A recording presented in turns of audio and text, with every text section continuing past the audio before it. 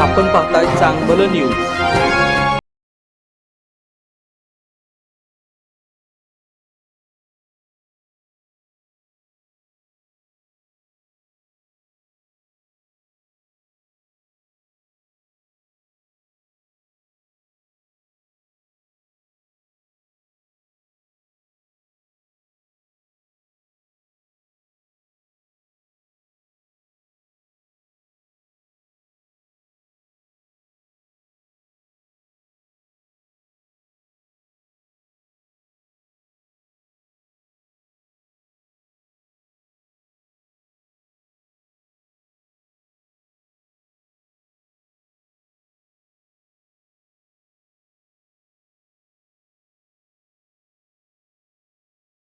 पक्षींची चर्चा संपूर्ण महाराष्ट्रामध्ये आहे। माजी मुख्यमंत्र्यांशी लढत आहे। आज आपण फॉर्म भरलेला आहे आणि तो पण साध्यापणाने फॉर्म भरलेला आहे। याचं मागचं नेमकं कारण काय? मी भारतीय जनता पार्टीचा अधिकृत उमेदवार म्हणून, महायुतीचा उमेदवार म्हणून आज अर्ज दाखल केलेला आहे। मी साध्यापणाने अर्ज दाखल करत असताना ज्यांनी समाजाची सेवा केले असे काही जवान मंडळी आणि त्याच्याबरोबर काही वारकरी मंडळी, काही माता भगिनी अशा लोकांना घेऊन मी अर्ज दाखल केलेला आहे। मी भारतीय जनता पक्षाच्या माध्यमातून, महायुती सरकारच्या माध्यमातून मोठ्या प्रमाणावर विकास कामं भागामध्ये आम्ही आणण्याचा प्रयत्न केलेला आहे। ही कामं करत असताना या परिसराचा सर्वांगीण विकास व्हावा, परिसराच्या लोकांच्या अडीअडचणी सुटाव्या या दृष्टीनं आम्ही सातत्यानं प्रयत्न करत राहिलेलो आहे। आणि शेवटी माझं प्रामाणिकपणे असं मत आहे की आपण सगळे जनतेचे सेवक आहोत, जनतेसाठी आपल्याला काम करायचंय आणि त्यामुळं जनतेचा आशीर्वाद आपल्या बरोबर असणं गरजेचं आहे।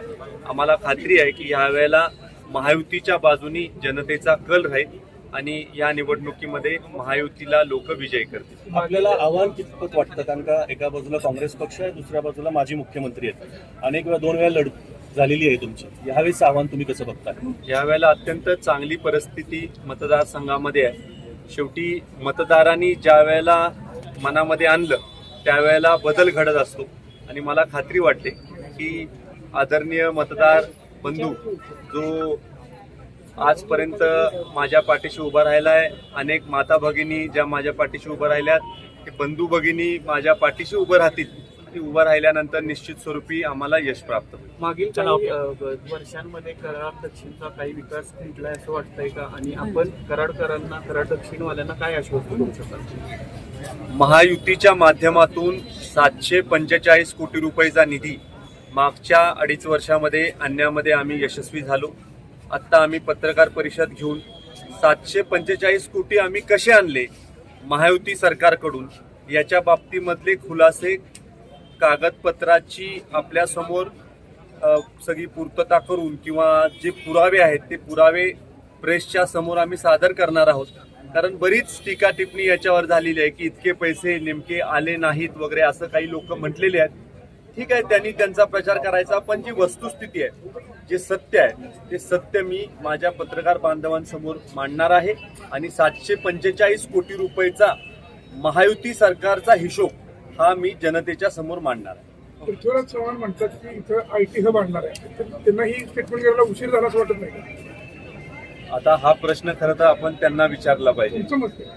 मी एक भारतीय जनता पार्टीचा सामान्य कार्यकर्ता आहे। माझ्या पक्षाने इथं काय काम केलंय, महायुती सरकारने काय काम केलंय हे मी आपल्यासमोर मांडणार आहे।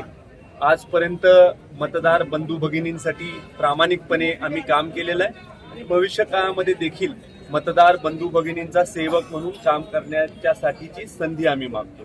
काय वाटतं तुम्हाला, ही निवडणूक पहिल्यापेक्षा सोपी वाटते त्याच्या अनुषंगाने?